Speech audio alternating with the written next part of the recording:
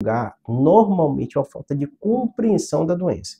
Toda doença, quando você entende como ela funciona, como ela age no seu corpo, como é o tratamento, como é o remédio, você consegue e começa a entender quais vão ser os princípios, o tempo que você vai usar das medicações. Então vamos lá um pouquinho para você entender por que a adesão do remédio de hipertensão é tão difícil. Né? Em primeiro lugar, porque é uma doença, na grande maioria das vezes, assintomática.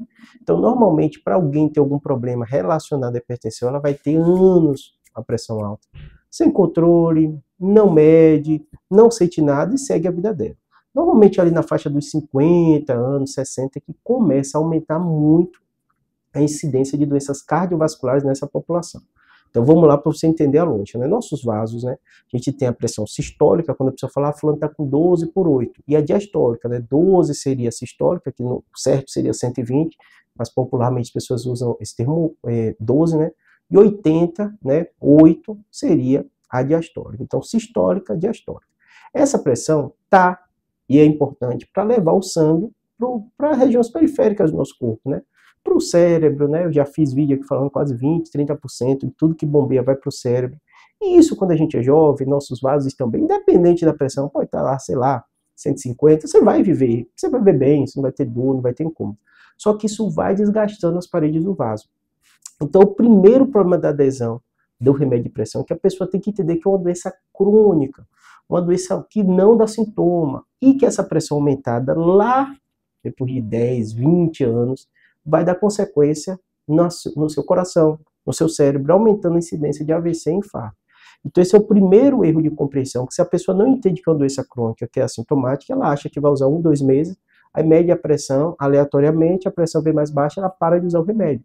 Às vezes a pressão está mais baixa porque ela usou o remédio, ou questão do dia mesmo, né? Tem dia que a pressão sobe, um dia que desce mais um pouquinho, mas se você tem hipertensão, você precisa do remédio para regular essa pressão arterial. Então essa é a primeira dificuldade da pessoa entender que a hipertensão é uma doença crônica, que a consequência só vai ver lá na frente, né? Segunda coisa, a pessoa acaba, normalmente quando a gente é jovem, a gente é saudável, a gente toma um remédio porque está com algum problema para resolver. Vou dar exemplo. Eu estou com dor, tomo um remédio para dor, e a dor vai embora, eu paro de usar o remédio. Eu estou com infecção de garganta e tal, o médico dá um antibiótico, tantos dias para a infecção ir embora. Na pressão alta, não. É como se fossem fatores genéticos que fazem a sua pressão elevar. Então, esses fatores genéticos, na maioria das vezes, não vão ser modificados, né? Ou fatores genéticos somados a comportamentais, como obesidade, diabetes, né?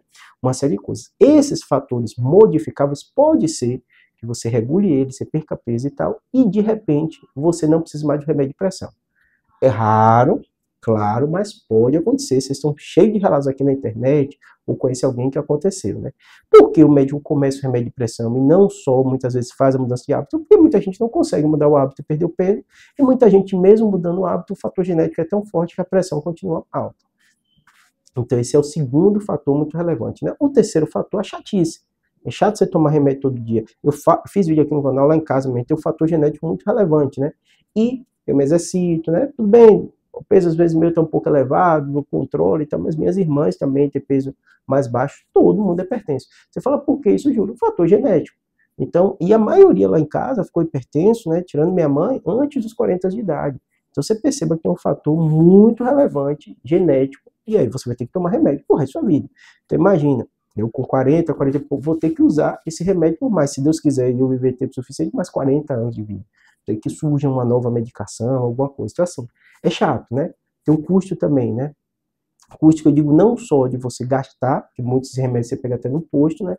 Mas também de tempo, de você ir no médico, fazer exame, e o médico pede, faz a receita. Então tudo isso acaba dificultando, e por essa falta de compreensão desses fatores, a pessoa diz, curei minha pressão alta, sozinho, sem o médico falar nada, e para de tomar o remédio. Isso é muito arriscado, tá bom? Espero que tenha ajudado.